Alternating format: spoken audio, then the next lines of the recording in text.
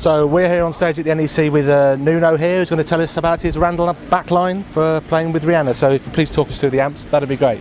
I wish I could. I hope there's some information. There's not a lot to talk about, but obviously you got the NB King amps, and no, but it's pretty straightforward. You know, the guitar basically just goes straight into the amp. You know, and there's no effects between hands and amp. It's always how I've always done it, sure. And it's as basic as it gets. You know, just there's not much to say other than the fact that these look a little bit alien to everybody. Cool. And you know, as far as the effects go, they just go into a loop at the back. Right. Let's have a look at what we got on the floor here.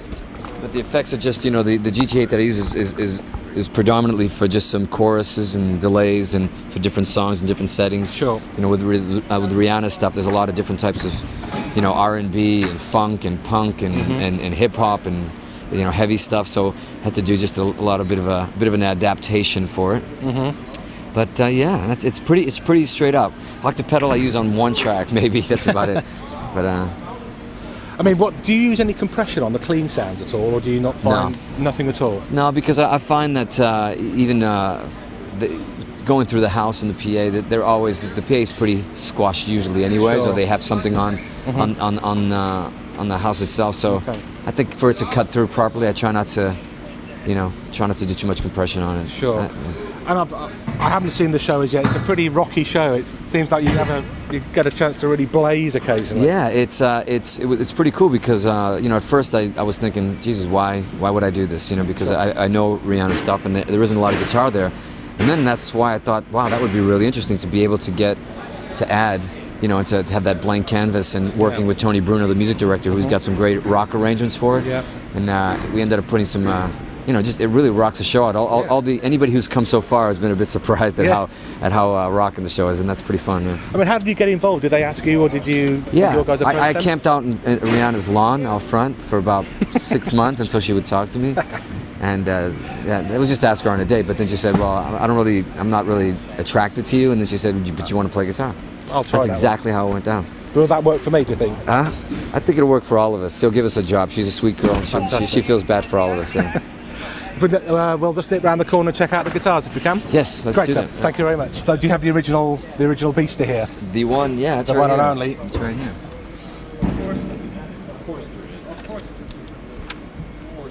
That'd be it right there. So that's the right one. Oh, you've got a D tuner on there. How long have you had the D tuner I've had on there? Actually, probably about 3 or 4 years. Right. Carved into it, you know. But yeah, this is the original. I've tried. It's got a bunch of cracks, you know, in the neck. I've tried to retire it many times. You know, some blood and guts on it. You know, and I even tried to retire for this tour, and I grabbed another one, and it just can't do it. It's funny about this thing has been broken in, and just when you put your hands on it, it's just shaped to your hands now, and it's just really, really difficult to replace this thing. Yeah. As much as I'm afraid to lose it, but you know. Well, it's looking great. It's looking great. Huh? Yeah, well, it's got about a couple of gouges in there from the picks, but yeah, you know, it's surviving. Original pickups, original just everything on it, so it's still surviving. Cool. Yeah. So you've got a spare, you've got another. Let's just go. It's a nice. Yeah, I got a backup. You know that's being used here. One of the new ones. That's the basic. You know, basic. Sure. And I use the old Princess ones that I have. Oh yeah. Yeah, I use it for a couple of songs if I can only figure out how to do this. But you know, the old Spark. I just. Sure, that's wicked. Some of the old tracks here. Yeah. There's some alternate tunings that she does. So I actually play. You know, for the first time in my life, I play tuned up a half step as opposed to down half step. Yeah, I'm going to ask you that. So that's always pretty interesting. You know? Yeah.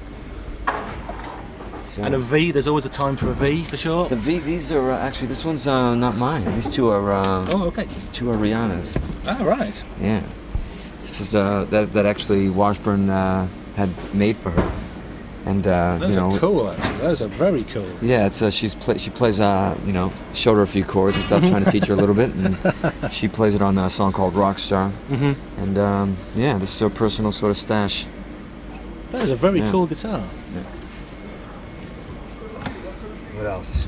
What else do we got? I think that's it for the. Couple of acoustics there. Oh yeah, the nylon string there. Yeah, I'm actually there's a bit of a, I mean, kind of a Spanish sort of song that she does on here that I get to do a nice little pretend that I know how to play flamenco, and I get to do an intro on my own, which is pretty sweet, pretty fun. So you get that. Oh, it is a wash from. Hey, what a look! I'm such a company man. Such a company man. But it is a nice guitar, actually. It sounds nice. Just the basic acoustic. You know, the acoustic.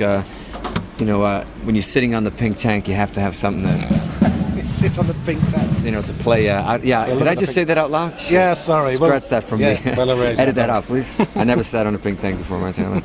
No, it's we do a couple acoustic numbers up there, which is pretty cool. Sure. Yeah, the basic stuff, basic wood. I think that's it. Yeah.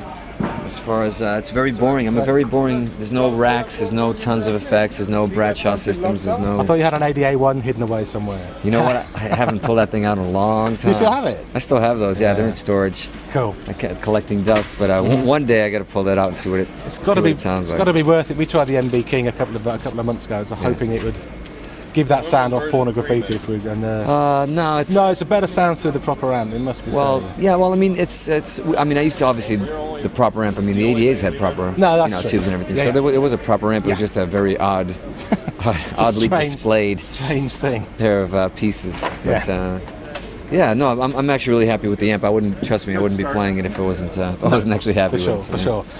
And let's have a quick chat about your other band, the Extreme. I mean, we've got the live. Extreme. Oh yeah. Those they were quite, they're quite big at the moment. Blokes. Not those blokes. We're just going to get the live DVD coming out. Are you guys going to be going back out there? Do you think?